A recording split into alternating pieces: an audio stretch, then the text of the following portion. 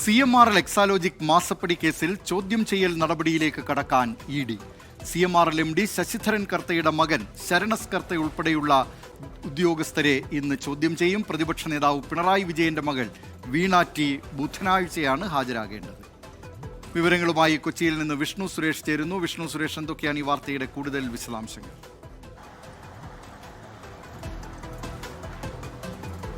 ദിലീപ് കുമാർ, ഈ CMRL Exalogic ദുരൂഹയിടപാടിലെ enforcement ഡയറക്ടറേറ്റിന്റെ അന്വേഷണം അത് രണ്ടാം ഘട്ടത്തിലേക്ക് കടക്കുകയാണ്. നേരത്തെ റെയ്ഡുകളും മറ്റു നടപടികൾ, രേഖകൾ സമാഹരിക്കുകയൊക്കെ ആയിരുന്നെങ്കിൽ ഇനിയിപ്പോൾ അത് ചോദ്യം ചെയ്യലിലേക്ക് കടക്കുകയാണ്.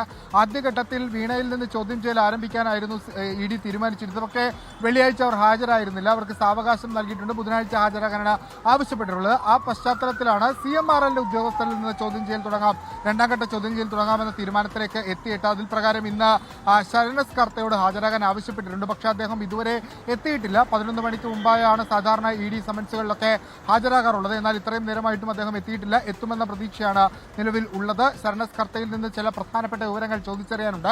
പ്രത്യേകിച്ച് ED നടത്തിയ പരിശോധനയിൽ ഈ പല കാര്യങ്ങളും പിടിച്ചെടുക്കുന്ന സാഹചര്യം ഉണ്ടായിരുന്നു CMRL ഓഫീസിൽ നിന്ന്. ആ രേഖകളൊക്കെ വെച്ചിട്ടായിരിക്കും ശരണസ് കർത്തയെ ചോദ്യം ചെയ്യുക. ഒപ്പം എന്ത് സേവനമാണ് CMRL എക്സാലോജിക്ക് നൽകിയത് എന്ന ചോദ്യത്തിന് ഉള്ള ഉത്തരവും ശരണസ് കർത്തയിൽ നിന്ന് വാങ്ങുക എന്ന ലക്ഷ്യവും EDക്കുണ്ട്.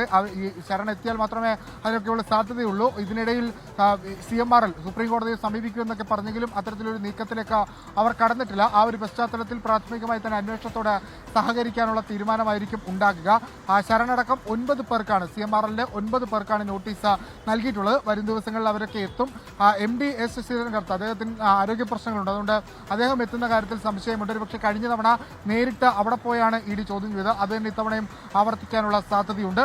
CMRL എക്സാലോജിക് ഇടപാടിലെ രണ്ടാം ഘട്ട അന്വേഷണത്തിലേക്ക് എൻഫോഴ്സ്മെന്റ് ഡയറക്ടറേറ്റ് കടക്കുകയാണ്. ബുധനാഴ്ച മുൻ മുഖ്യമന്ത്രിയും നിലവിലെ പ്രതിപക്ഷ നേതാവുമായ പിണറായി വിജയന്റെ മകൾ ടി വീണ ഹാജരാകുമെന്നാണ് ലഭിക്കുന്ന വിവരം. ദിലീപ്,